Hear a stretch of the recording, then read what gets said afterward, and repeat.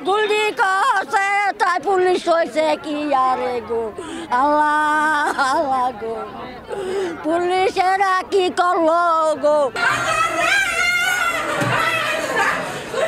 পুলিশের সামনেই বন্ধুর গুলিতে প্রাণ গেল আরেক বন্ধুর। পরে ফাঁকা গুলি করতে করতে পালিয়ে যান অভিযুক্ত।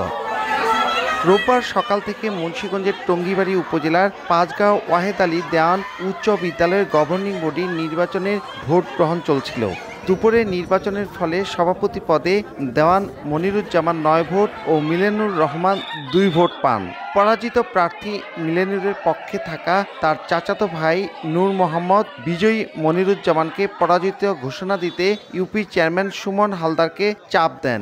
এতে রাজি না হয় দুপক্ষের মধ্যে কথা কাটাকাটি হয়। এক পর্যায়ে চেয়ারম্যান সুমন হালদারকে গুলি করেন বন্ধু নূর মোহাম্মদ। গুরুতর অবস্থায় প্রথমে তাকে স্থানীয় উপজেলা স্বাস্থ্য কমপ্লেক্স এবং পরে সদর হাসপাতালে নেওয়া হলে মৃত ঘোষণা করেন চিকিৎসক।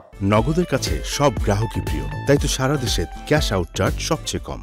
পুলিশ রাখে কি লেগা গো থামানে লেগে তো রাখে গো।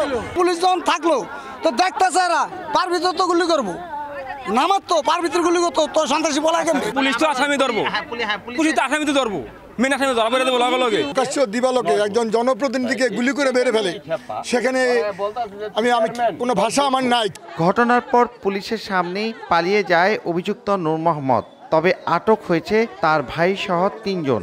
ফলাফল নিয়ে মতবিরোধ এবং পার্থক্যতার কারণে নূর মোহাম্মদ তাকে পিস্তল দিয়ে গুলি করে।